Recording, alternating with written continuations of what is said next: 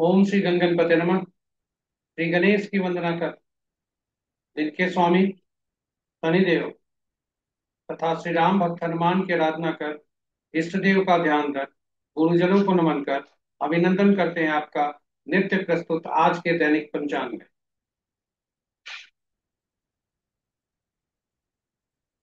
यह 5 भागों में नित्य प्रस्तुत हुआ करता है और इसके पहले भाग का लघु रूप हम लघु पंचांग के रूप में, जो आपके सुझाव के अनुरूप है, अलग से प्रस्तुत करते रहे हैं। इसमें डेटा जो भी प्रयुक्त हुए हैं पंचांग से लिए गए हैं, छवि गूगल से ली गई है और यह प्रस्तुति आप तक यूट्यूब के माध्यम से हम पहुंचा पाने में समर्थ हो रहे हैं। पंचांग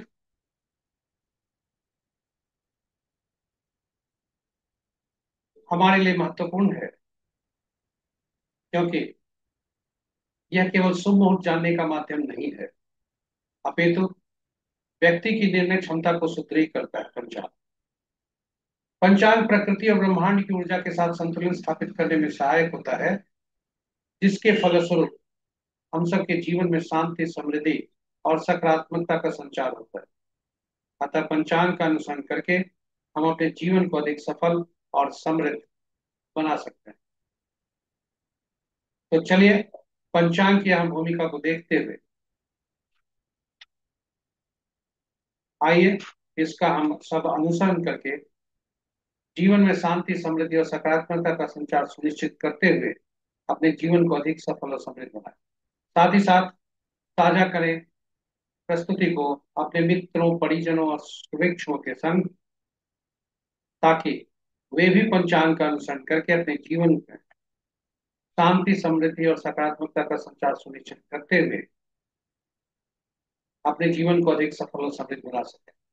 और उनके इस प्रयास में हम सब एक माध्यम बनकर पुण्य के भागी बने। तो चलिए पंचांग की तरफ चलते हैं और पंचांग में जाने के पूर्व सूची देखते हैं कि आज इस पंचांग में 5 भागों में क्या क्या है। पहले भाग में पंचांग मुहूर्त और ग्रहों के गोचर से संबंधित है और इसी से पंचांग और मुहूर्त को लेकर हमने लघु पंचांग अलग से प्रस्तुत किया है और करते रहे। दूसरा भाग चंद्रमा जिस नक्षत्र में है आज और आपके जन्म कुंडली में जिस नक्षत्र में चंद्रमा है, उनके अनुसार आज का दिन कैसा होगा, इसे ताराबलम कहते हैं और यह नव तारा चक्र पद्धति पर आधारित है, जो कि जातक के भविष्य के बारे में बताता है। तीसरा भाग चंद्रमा की जिस राशि में जन्म राशि में है आपके कुंडली में और आज जिस राशि में भ्रमण कर रहे हैं, उसके अनुसार आज का दिन कैसे होने के संकेत मिले। चौथा भाग चौघड़िया मुहूर्त से संबंधित है। चौघड़िया एक अवधि है जो शुभ और अशुभ मुहूर्त बताता है और कौन सा मुहूर्त त्याज्य है यह भी स्पष्ट करता है। पांचवा भाग अंक ज्योतिष के अनुसार आज कैसा दिन रहने की संभावना है, यह पांचवे भाग है। चलिए हम आपको लेकर चलते हैं दैनिक पंचांग के पहले भाग में। स्वागत है आपका दैनिक पंचांग के पहले भाग में। आज का दिनांक 26 जुलाई 2025, माह श्रवण, पक्ष शुक्ल, शाका संवत 1947 विश्ववसु, विक्रम संवत 2082 कलायुग और कलयुग का 5126वां वर्ष। आज का सूर्योदय 5:13 पर और सूर्यास्त 6:39। Sunrise today at 5:13 AM, sunset at 6:39 PM। आज का दिशा शूल पूरब है, फिर भी इस दिशा में यात्रा करने को बाध्यता हुई तो अदरक या उड़द की दाल का सेवन कर यात्रा में सुख पाना। चलिए पंचांग के पांचों अंग की तरफ चलते हैं। वार शनिवार, तिथि रात्रि के 10:41 तक द्वितीय जो भद्रा तिथि के अंतर्गत आता है, उसके बाद तृतीय जो जया तिथि के अंतर्गत आता है। नक्षत्र अपराह्न 3:52 तक अश्लेषा, उसके बाद मघा। योग प्रातः 5:32 तक सिद्धि, और तत्पश्चात व्यतिपात। यह भी आज योग कुछ इस तरह से है। प्रातः 5:32 तक सिद्धि, उसके बाद कल भोर में 4:06 तक व्यतिपात, और तत्पश्चात वणिया। करण दिन के 10:57 तक मालव, तत्पश्चात रात्रि के 10:41 तक कौलव, और फिर तक। तो ये रहे पंचांग के पांचों।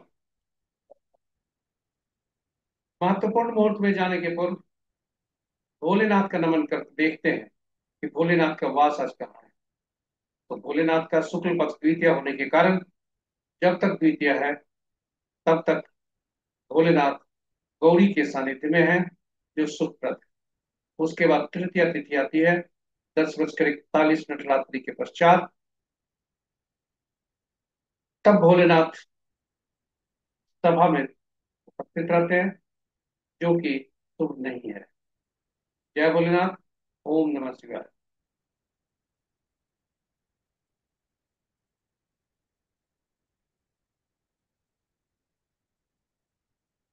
अभिजीत मुहूर्त, महत्वपूर्ण मुहूर्त में चलते हैं। अभिजीत मुहूर्त दिन के 11:29 से 12:23 प्रांत तक। अमृत काल 2:16 से 3:52 तक। विजय मुहूर्त 2:10 से 3:04 तक। गोधूली बेला संध्या 6:39 से 7 बजे तक। और निशिता मुहूर्त देर रात्रि 11:35 से मध्य रात्रि 0:17 तक। अशुभ मुहूर्त में राहु काल प्रातः 8:35 से 10:15 दिन तक। गुलिक काल प्रातः 5:13 यानी सूर्योदय से 6:54 प्रातः तक। यमगंड अपरांत 1:37 से 3:17 अपरांत तक। वर्ज मुहूर्त कल भोर में 4:07 से 5:45 तक। और गंड मुहूर्त प्रातः 5:13 से 5:14 तक, यानी आज के सूर्योदय से कल के सूर्योदय तक। ग्रहों की आकाशीय स्थिति को यदि देखते हैं, जो कि प्रातः 5 बजे सुबह का पर स्थानीय समय पटना के अनुसार है, तो चंद्रदेव आज तक अस्त रहेंगे। आज वे कर्क राशि से सिंह, अपनी ही राशि से सिंह राशि में प्रवेश करेंगे। और इस प्रकार आज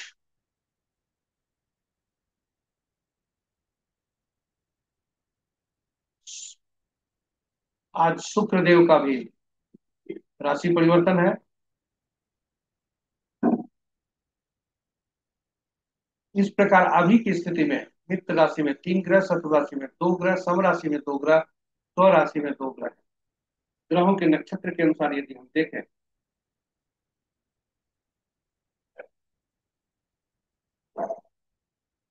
ग्रह और राशि का संबंध यदि देखें, तो चंद्रमा की राशि में 3 ग्रह, सूर्य की राशि में 2 ग्रह, मंगल की राशि में कोई ग्रह नहीं, और शेष ग्रहों की राशि में एक एक ग्रह। अपराह्न 3:52 तक चंद्रदेव का आज राशि परिवर्तन है। ग्रहों और नक्षत्र का संबंध देखें यदि, तो मित्र नक्षत्र में 3 ग्रह, शत्रु नक्षत्र में 1 ग्रह, सम नक्षत्र में 3 ग्रह, और अपने ही नक्षत्र में 2 ग्रह। अपनी ही राशि में जो 2 ग्रह थे वे हैं चंद्रदेव और शुक्रदेव। और अपने ही नक्षत्र में जो 2 ग्रह हैं वे हैं बुधदेव और शनिदेव। इस प्रकार नक्षत्रों से संबंध यदि देखें, तो केतु चंद्र के नक्षत्र में कोई ग्रह नहीं है। बृहस्पति और राहु का आपस में नक्षत्र परिवर्तन है। बृहस्पति राहु के नक्षत्र में, राहु बृहस्पति के नक्षत्र। शनिदेव के नक्षत्र में 2 ग्रह हैं, बुध देव के नक्षत्र में 2 ग्रह हैं, केतु और चंद्र के नक्षत्र में कोई ग्रह नहीं है, और शेष ग्रहों के नक्षत्र में एक एक ग्रह। इस प्रकार ग्रहों के की स्थिति हमने ग्रहों की गोचर की स्थिति हमने जानी। और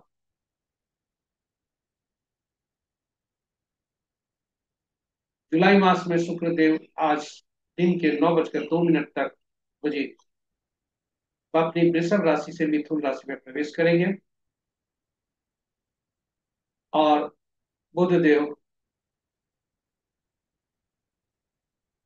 अस्त चल रहे हैं, 11 अगस्त तक अस्त रहेंगे। चंद्रदेव आज रात्रि के 7 बजकर 57 मिनट तक अस्त रहेंगे, उसके बाद उनकी जो अस्त रहने की स्थिति है समाप्त होगी। शनिदेव अभी अस्थिर बकरी ही रहेंगे, बुध देव बकरी ही रहेंगे, जो क्रमशः 28 नवंबर और 11 अगस्त तक बकरी रहेंगे। तो ये रहे ग्रहों के जुलाई की मास तक की स्थिति। अब हम आपको ले चलते हैं नक्षत्र के अनुसार कैसे दिन के संकेत होने के मिल रहे हैं। इसे ताराबलन कहा जाता है। चंद्रमा जिस नक्षत्र में गोचर करते हैं, जो कि डायनेमिक होता है, बदलते रहता है, और चंद्रमा जिस नक्षत्र में आपके जन्म कुंडली में हमारे आपके वो स्थिर रहता है, उसके अनुसार हम देखते हैं। दोनों को मिलान करके हम देखते हैं। जैसे आपके सामने समक्ष जो सारणी प्रस्तुत है, उसमें ताराबलन के बगल में देखें कि वो कॉलम जो है उसमें चंद्रमा के गोचर का नक्षत्र आज का है, और चंद्रमा जिस नक्षत्र में है वो ताराबलन के नीचे जो रो बना हुआ है उसमें है। तो कॉलम और रो को मिलाते हैं और तब हम निकालते हैं, ये ताराबलम है। इसको ताराबलम बोलते हैं, जो कि नव तारा चक्र पद्धति पर आधारित है। नव तारा चक्र पद्धति पर जो होता है वह भी तारे के बारे में ही होता है, चूंकि चंद तार जो नक्षत्र होते हैं जिसे तारा भी बोला जाता है, नक्षत्र ही ग्रहों के मन होते हैं, ग्रह अपना फल नहीं देते। इसलिए नव तारा चक्र पद्धति के अनुसार हम शुभ और अशुभ ग्रह की पहचान करते हैं, और कौन सी दशा और महादशा का परिणाम कैसा होगा यह हम अग्रिम हम पहले से जान सकते हैं। और जब यह जान सकते हैं तो उसके उपाय भी हम पहले से कर सकते हैं।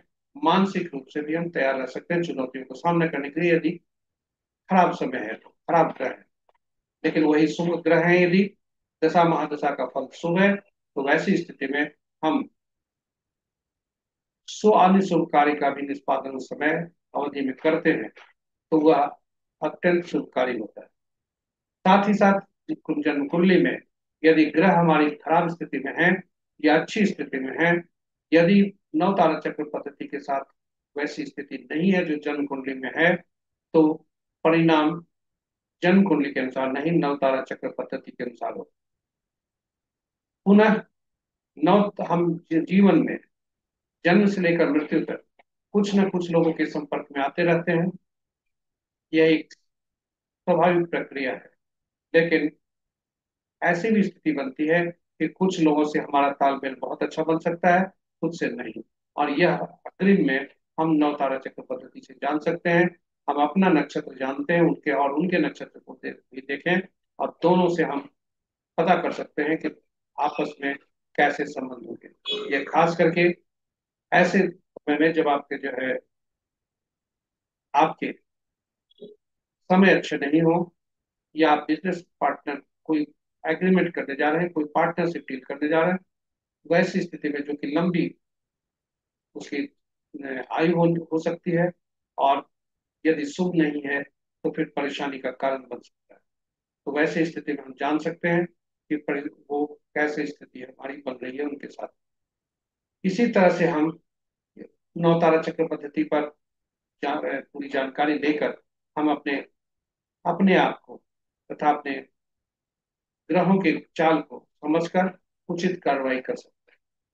नवतारा चक्र पद्धति बहुत ही सटीक पद्धति है, इसलिए नवतारा चक्र पद्धति पर हमने YouTube में वीडियो पोस्ट कर रखा है। आप उसे जरूर देखें, वह ज्ञानवर्धक और उपयोगी होगा, ऐसा हमारा पक्का विश्वास है।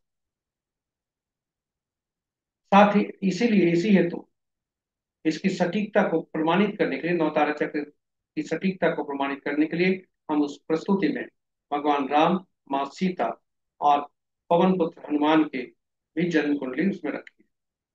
जग जाहिर है कि आपस में संबंध कैसे थे, और नौ तारा चक्र पद्धति से हम संबंध को की सटीकता को प्रमाणित करते हैं। तो जरूर देखें नौ तारा चक्र पद्धति के अनुसार कैसा संबंध है विभिन्न आयामों में, और हमारी प्रस्तुति को है। आइए चलते हैं, संक्षेप में बताते हैं नौतारा चक्र पद्धति काम कैसे करती है। तो नौतार, हमने कहा था कि चंद्रमा ग्रहों के मन नक्षत्र होते हैं, नक्षत्र ही ग्रह के मन होते हैं। ग्रह अपना फल नहीं देते, नक्षत्र के अनुसार फल देते हैं। बाकी 27 नक्षत्र होते हैं और 9 ही ग्रह होते हैं।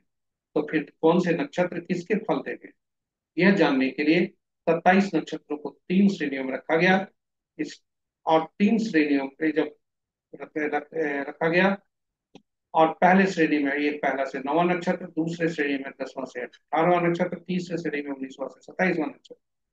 और इन तीनों श्रेणियों को हम रखकर ग्रहों को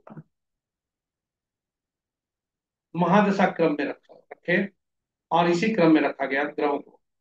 अब ग्रहों को महादशा क्रम में जब रखा गया, तो पहले ग्रह केतु बने, दूसरे ग्रह शुक्र बने, तीसरे सूर्य बने, चौथा चंद्रमा, पांचवा मंगल, छठा राहु, सातवां बृहस्पति, आठवां शनि और नवां बुध।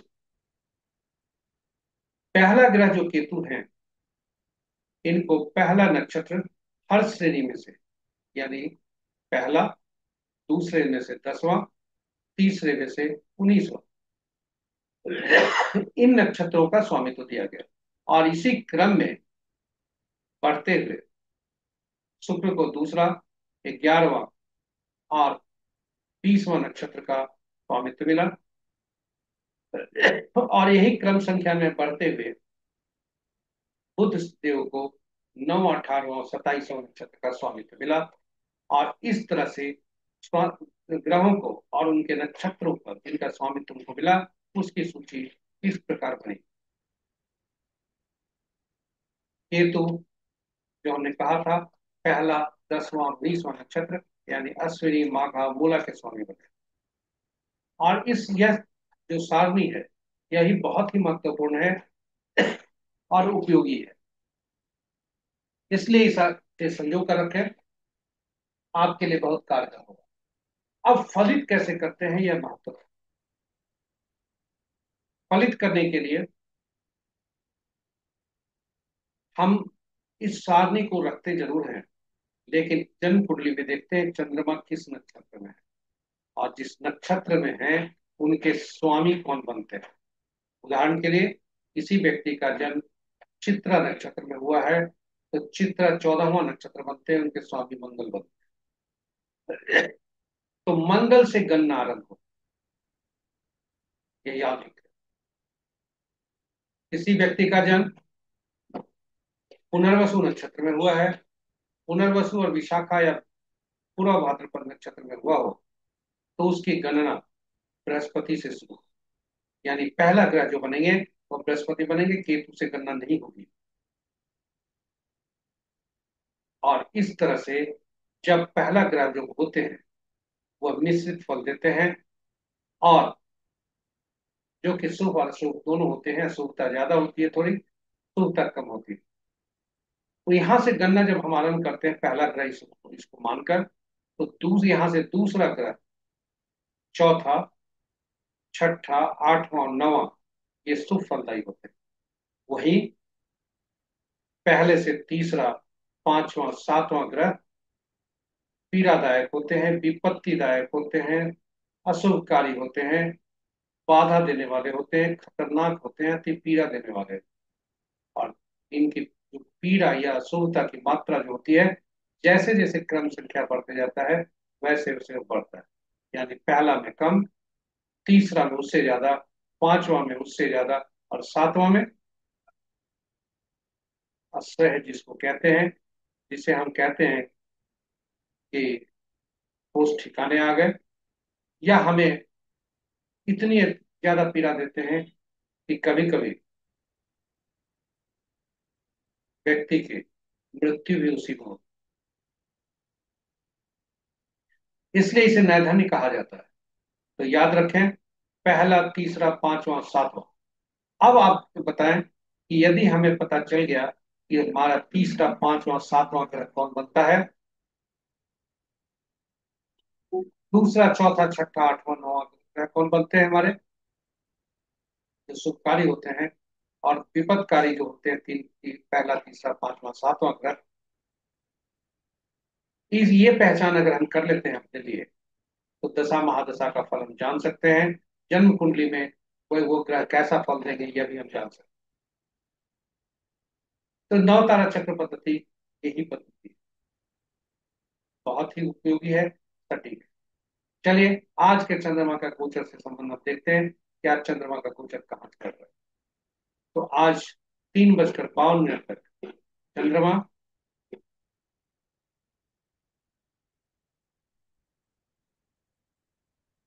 अश्लेषा नक्षत्र में है, और उसके बाद वे माघा नक्षत्र में आते हैं। अश्लेषा नक्षत्र ग्रहों का अंतिम नक्षत्र हुआ, यानी बुध के नक्षत्र, और माघा नक्षत्र केतु के नक्षत्र। तो जब तक सारणी से देखते हैं, यदि जातक का जन्म, आप अपनी नक्षत्र के अनुसार भी देख सकते हैं, उदाहरण स्वरूप कह रहे हैं कि यदि जातक का जन्म अपनी पूर्वा फाल्गुनी या पूर्वाषाढ़ नक्षत्र में हुआ हो, तो जो पहली अवधि है वह मित्र की है, और दूसरी अवधि अति मित्र की है, इसलिए दोनों आज शुभकारी। वहीं यदि पुनर्वसु, विशाखा या पूर्वा भाद्रपद में जन्म है, तो पहला भाग जो होगा यानी 3:52 तक, अपराह्न तक, वह विपत होगा, उसके बाद शुभ फलदायी है।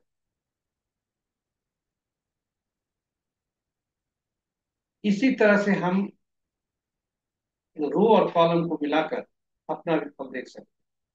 तो आज का दिन, यदि मान लीजिए भरनी, पूर्वा फाल्गुनी और पूर्वाषाढ़ नक्षत्र में जिसका जन्म हुआ है, यह दोनों अवधि जो होती है आज का, ये शुभ है। मित्र और अति मित्र में है चंद्रमा और तारा, इसलिए शुभ संकेत है, इसलिए इसमें मेरी समस्या नहीं है। इनके आज के दिन सभी काम करने के लिए शुभ है। किंतु यदि पहला भाग विपद का होता है या कोई अशुभ कार्य होता है, तो उसे त्यागना चाहिए, और दूसरे भाग में शुभ काम करना चाहिए जब शुभ कार्य।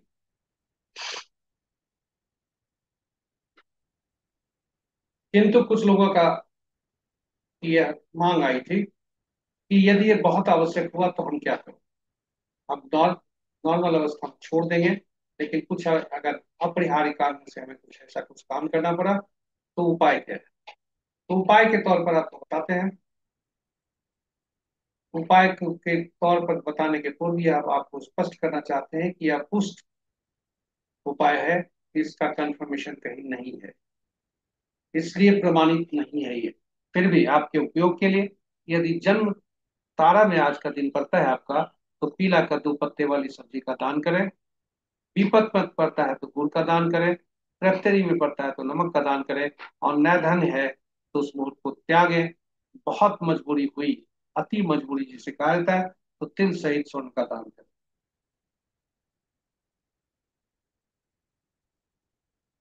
पुनः बता देते हैं कि रिस्क न ले।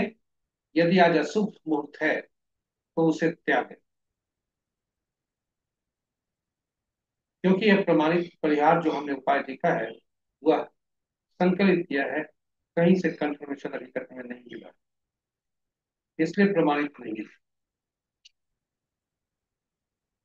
तो चलिए, ये रहे आज के चंद्रमा के गोचर का नक्षत्र, तारा बलम और नौ तारा चक्र पर हमने कुछ जानने का प्रयास किया। आशा करते हैं कि आपके लिए उपयोगी हो। विस्तार से जानने के लिए नौ तारा चक्र पर हमारी प्रस्तुति जरूर दें। चलिए, चंद्रमा के राशि के अनुसार कैसा फल देता है, यह हम देखने का प्रयास करते हैं। चंद्रमा 3:52 तक राशि परिवर्तन करेंगे। वर्तमान में भी कर्क राशि में है और अस्त अवस्था में है। तो चंद्रमा सिंह राशि में गोचर करेंगे आज, और 3:52 के बाद वे अपनी राशि को छोड़कर सिंह राशि में जाए। तो जब तक चंद्रमा कर्क राशि में है तब तक वृषभ, कर्क, कन्या, तुला, मकर, कुंभ राशि के जातक के लिए शुभ संकेत मिल रहे हैं। और तत्पश्चात जब चंद्रमा सिंह राशि में आएंगे यानी अग्नि राशि में आएंगे, तब, अग्नि राशि नहीं, मिथुन राशि में आएंगे, तब वायु की राशि में, तब मिथुन,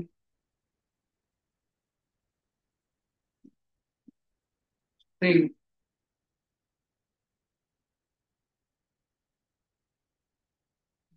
सॉरी अग्नि राशि में आएंगे, कर्क राशि से निकलकर, पांचवी राशि से निकलकर वो इस सिंह राशि में आएंगे, चौथी राशि से निकलकर सिंह राशि में आएंगे, तो अग्नि राशि में आएंगे।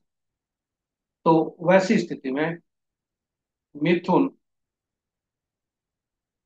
कन्या, सॉरी सिंह, तुला, वृश्चिक, कुंभ और मीन राशि के जातक के लिए शुभता के संकेत मिल रहे हैं।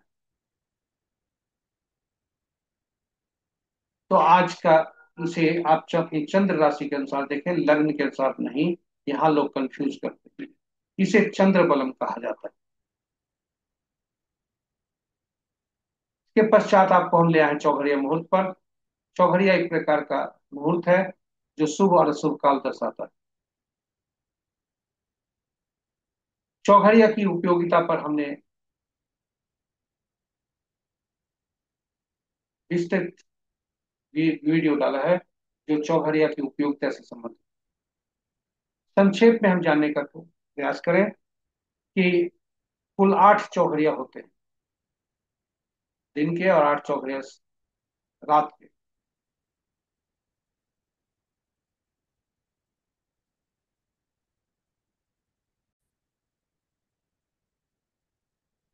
कुल 8 चौघड़िया दिन के, 8 चौघड़िया रात के होते हैं। और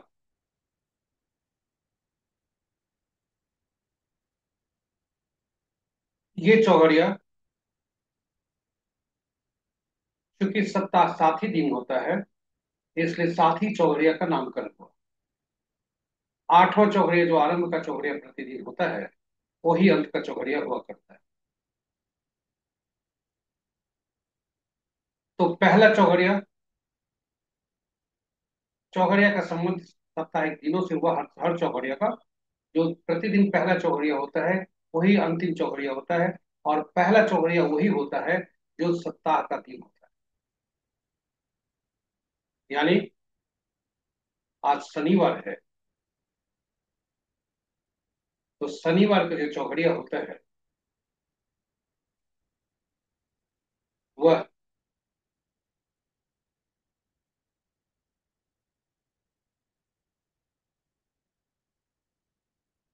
काल चौघड़िया होता है।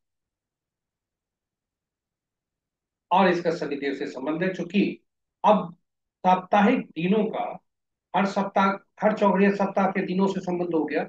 और हर सप्ताह का दिन का स्वामी अलग अलग ग्रह होते हैं, इसलिए हर चौघड़िया का संबंध अलग अलग ग्रहों से हो गया। और हर ग्रह कोई विशेष कार्य करने के लिए उपयुक्त होते हैं, इसलिए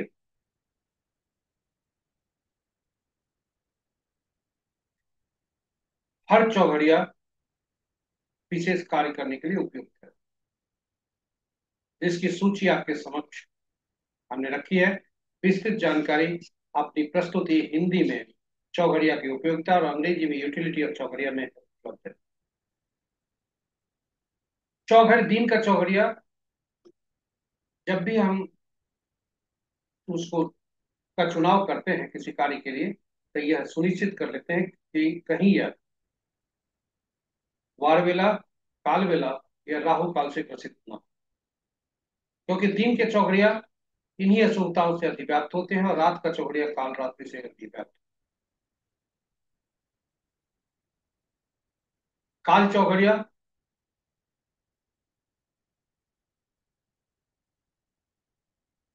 अक्सर काल विलय से ग्रसित होता है।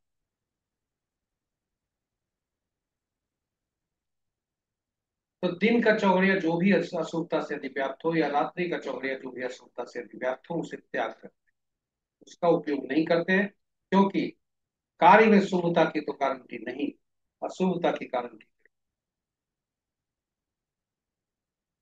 तो इस चीज को ध्यान में रखते हुए आप चुनाव करें चौघड़िया का।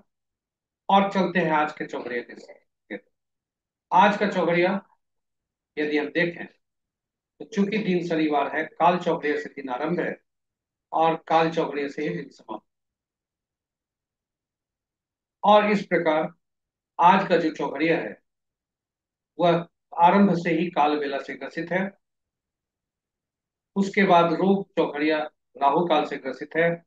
लाभ चौघड़िया वार वेला से ग्रसित है। और काल चौघड़िया पुनः अंतिम जो चौघड़िया काल वेला से ग्रसित है। इस प्रकार दिन के 4 चौघड़िया और रात्रि के 2 चौघड़िया अशुभता से अधिव्याप्त। तो शुभ चौघड़िया शुभ कार्य करने के लिए बहुत अच्छा है। अमृत चौघड़िया शुभ कार्य, किसी भी कार्य शुभ काम करने के लिए बहुत अच्छा है, उसका उपयोग आज के चौघड़िया से। तो ये रहे हमारे चौघड़िया से संबंधित प्रस्तुति। 5वें भाग में आपको ले चलते हैं, जो अंक ज्योतिष के अनुसार कैसा दिन रहने की संभावना है, इसके बारे में। अंक ज्योतिष में एकल अंक यानी सिंगल डिजिट अंक पर, जो एक अंकों का अंक होता है उसी पर अंक ज्योतिष काम करता है। यानी वे अंक होते हैं 1 से 9 तक। 5वां अंक मध्यम अंक होता है, इसलिए इसे तुलन अंक भी कहते हैं, क्योंकि यह बीच का अंक है। यह सभी अंकों को बैलेंस करता है, और इसका किसी भी अंक के साथ खराब संबंध नहीं होता, मित्रता ही होती है। अब इसमें अंक ज्योतिष में हम शून्य का उपयोग नहीं करते, क्योंकि वह अनिश्चितता दर्शाता है। जब भी हमें कंपाउंड नंबर 1 से ज्यादा अंकों के अंक मिलते हैं, ऐसे अंक मिलते हैं जिसमें 1 से ज्यादा अंक प्रयुक्त हुए हों, तो वैसी स्थिति में उनमें प्रयुक्त हुए सभी अंकों को जोड़कर एकल अंक में बना बदल दिया जाता है, ताकि उसका उपयोग ज्योतिष में किया जा सके।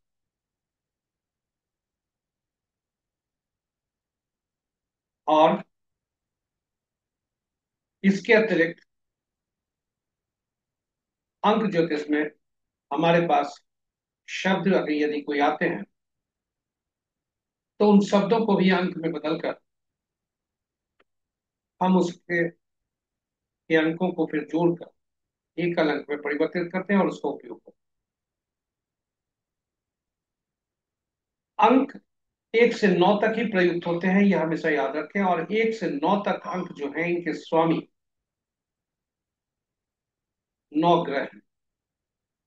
एक के सूर्य, दूसरा के चंद्रमा, तीसरा के बृहस्पति, चौथा के राहु, पांचवा के बुध, छठा के शुक्र, सातवां के केतु, आठवां के शनि, नौवां के मंगल। और अंकों की दुनिया में, अंकों के साम्राज्य में, एक को राजा या सरकार से जाना जाता है, दूसरे को रानी से, तीसरे को गुरु से, 4 को शरारती तत्वों से, 5 को राजकुमार से, छठा को मंत्री से, सातवां को धर्मगुरु से, आठवां को अधीनस्थ जो हमारे तबके से नीचे के हैं वे लोग, या न्यायालय से, नौवां को सेनापति, डॉक्टर या पुलिस, इनसे जाना है। और इस प्रकार यदि हमने अंकों के साम्राज्य में उनका जो नाम हुआ, उससे यदि हम नाम से देखें, तो राजा और रानी का संबंध अच्छा होगा ही। राजा और रानी का राजकुमार के संबंध अच्छा होना जरूरी है, किंतु रानी का संबंध शरारती तत्वों से बिल्कुल नहीं। राजा और रानी का संबंध अधीनस्थ कर्मचारियों से बिल्कुल नहीं, अच्छे संबंध होंगे। और न्यायालय से तो सरकार की ठनी ही रखी। तो इस प्रकार सूर्य के लिए सबसे उपयोगी यदि कोई ग्रह होता है, तो 9 नंबर होता है सेनापति। और इस प्रकार हम ग्रहों का आपस में मैत्री संबंध हम जान सकते हैं। अंक, हमने अभी कहा था कि अंक जब भी हमें शब्द मिलते हैं तो शब्द में कि नाम के रूप में मिल सकते हैं, शहर के रूप में मिल सकते हैं, गाड़ी की संख्या में मिल सकते हैं, जहाँ शब्द और अंक दोनों प्रयोग होते हैं, आदि आदि। तो ऐसे शब्दों को, नाम को, नाम ही को ले लीजिए, नाम को हम अंक में कैसे बदलें? तो नाम को अंक में बदलने का सबसे अच्छा तरीका, उसमें प्रयुक्त हुए जो अक्षर हैं उसको अंकीय मूल्य, उनमें अंकीय, उनका अंकीय मूल्य जो यहाँ दिखाया जा रहा है उससे परिवर्तित कर, उनके अंकीय मूल्य से परिवर्तित कर लेते हैं, और फिर जो पूरे अंक बने उनका योग कर उन्हें एक अलग में परिवर्तित कर लिया जाता है। एक उदाहरण स्वरूप हमने एक नाम रखा है, यही नामांक होता है। यदि शहर का अंक है, शहर का अंक यदि वह प्रदर्शित कर रहा है तो वह शहर का अंक होता है।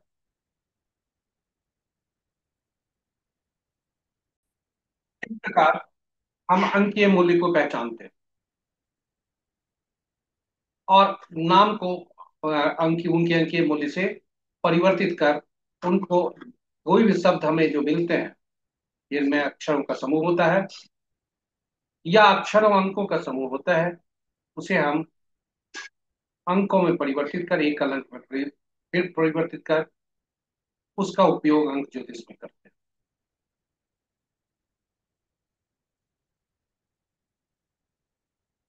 हर, यदि मूलांक, हम तब मूलांक जो होता है वह जन्म तिथि में, जो जन्म तिथि जो का जो अंक है, जो 2 अंकों का होता है, उसको जोड़ते हैं तो और एक अंक बनाते हैं तो मूलांक होता है।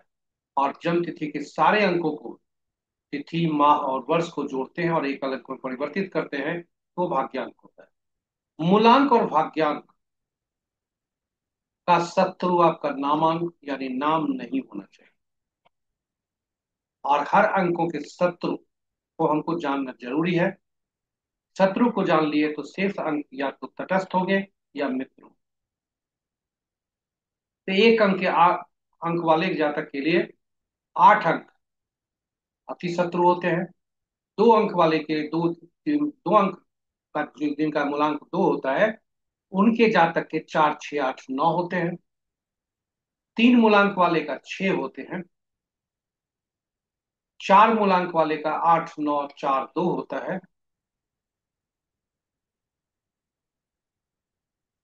5 मूलांक का कोई भी शत्रु नहीं है। 6 मूलांक वाले का 3 और 9। 7 मूलांक वाले का 7, 9 और 3। 8 मूलांक वाले का 1, 2, 9, 4, 8। और 9 मूलांक वाले का 6, 4, 2, 8 और 9। इस प्रकार ये शत्रु, तो याद रखें इनके अंक, यदि मूलांक और भाग्यांक से नहीं होना। साथ ही साथ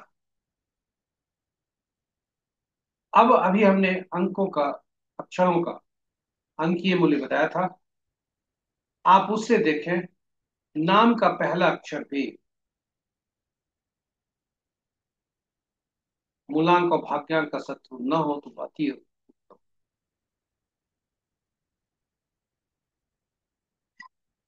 क्योंकि मनुष्य के जन्म लेने के बाद जन्म तिथि स्टैटिक रहती है, स्थिर रहता है। सबसे पहला जो ऊर्जा आरंभ होती है जातक, बचपन से ही वह नामांक ही होता है। नाम ही होता है जो सबसे ज्यादा ऊर्जा देता है। इसलिए सबसे पहले यदि अंक ज्योतिषी यदि किसी चीज को ठीक करना चाहते हैं तो पहले नाम को ठीक करना चाहते हैं। और आज अंकों की दुनिया में, इस पूरी दुनिया में, संसार में नाम के जो करेक्शन है, नाम को ठीक करने की जो प्रक्रिया है या जो भीड़ लगी हुई है, होड़ लगी हुई है, वह बहुत ज्यादा है। और इसके चलते बहुत से लोग अप्रत्याशित पैसे लेकर नाम को ठीक कर रहे हैं। यहाँ पर एक सवाल यह उठता है कि यदि हमारा उम्र ऐसे पड़ाव पर है, 30-40 साल हो चुके हैं, तो सर्टिफिकेट के नाम को कैसे बदला जाए। आपको बता दें, नाम जो चर्चा होती है वही नाम होता है, बक्से में बंद नाम नहीं होता। सर्टिफिकेट का जो नाम है वो आपके बक्से में बंद है, आपका नाम किस लोग से पुकारते हैं वही आपको उड़ जाती है। और अंक, जो नाम आपको जो लोग जानते हैं, या तो आपके नेम प्लेट से जानेंगे, सोशल मीडिया के प्लेटफॉर्म से जानेंगे, या जो लोग पुकारते हैं उसी से जानेंगे। इसलिए नाम को बदलना बहुत आसान। और यही वजह है नामांक पर ज्यादा जोर देते हैं। अंक जो हर अंक ज्योतिषी नामांक पर जोर देता है। और यदि हर हर घर में अगर अंक ज्योतिष पहुंच जाए और हर घर में एक अंक ज्योतिषी हो जाए, फिर आरंभ से ही व्यक्ति का नाम ऐसा हो कि वह ऊर्जा दे, सकारात्मक तो ऊर्जा दे, और जातक के जीवन में परेशानियां न करने। इन्हीं शब्दों के साथ हम आज की प्रस्तुति पर आपको ले चलते हैं। आज का दिनांक क्या बताता है? आज 26 जुलाई 2025 है। मूलांक आज का 8 है, भाग्यांक 6 है। और 6 और 8 का संबंध मित्रता का होता है। इसलिए जिस जातक का भी जन्म मूलांक 8 होता है, 6 होता है, भाग्यांक 6 होता है, या उल्टा 6 और 8 का पूर्णांक भाग्यांक होता है, उनके लिए हम प्रयास करते हैं कि कोई भी शत्रु अंक उनका नामांक न हो। 6 आज का जो कंडक्टर है, जो भाग्यांक है, उनका संबंध सभी ग्रहों से, सभी नंबर संख्या से मित्रता का है। केवल 3 अंक वालों से यानी बृहस्पति से, और मंगल से यानी 9 अंक वालों से शत्रुता का है। तो 3 12 21 30 के जन्म जातक सावधान रहने की आवश्यकता है, क्योंकि अति शत्रु है आपका आज का भाग्यांक। और 9 मूलांक वाले जिनका जन्म 9 18 27 तारीख को हुआ है, उनका शत्रु अंक है आज का भाग्यांक। ये दोनों अंक को सावधान रहने की जरूरत है। गुस्से पे काबू रखने की आवश्यकता है। और शेष अंक वाले का दिन आज शुभता के संकेत मिल रहे हैं। 6 और 2 का संबंध तटस्थता का है, वे भी शुभता के संकेत देते हैं। तो 2 11 20 29 तारीख के जन्मे जातक जिनका मूलांक 2 होता है, उनके लिए भी शुभ संकेत। तो ये सभी तिथियों को जन्मे जातक के लिए शुभता के संकेत हैं। इसलिए उन्हें ज्यादा सावधान रहने की आवश्यकता नहीं। वे दिन को आज एंजॉय कर सकते। तो इन शब्दों के साथ हम हमारी प्रस्तुति यहाँ पर समाप्त होती है। आप हमसे बने रहे इसके लिए बहुत बहुत धन्यवाद। यह प्रस्तुति आप तक YouTube तक पहुंचाई गई। इसमें डेटा जो भी लिए गए त्रिक पंचांग से लिए गए, कुछ अंश प्रस्तुति के विभिन्न पुस्तकों पत्रिकाओं जो हमने पढ़ा है उससे लिया है, और YouTube से हमने आपको प्रसारित किया। यदि आप पहली बार हमारी प्रस्तुति को देख रहे हैं तो सब्सक्राइब करना ना भूलें, और साथ ही साथ नोटिफिकेशन बटन को दबा दें। और साझा करें प्रस्तुति को। आप सभी नए पुराने सब्सक्राइबर से अनुरोध है, साझा करें इस प्रस्तुति को अपने मित्रों, परिजनों और शुभेच्छुओं के संग, ताकि उनके जीवन में विभिन्न प्रकार से शुभता ही शुभता हो, और हम सब उनके इस प्रयास में एक माध्यम बने,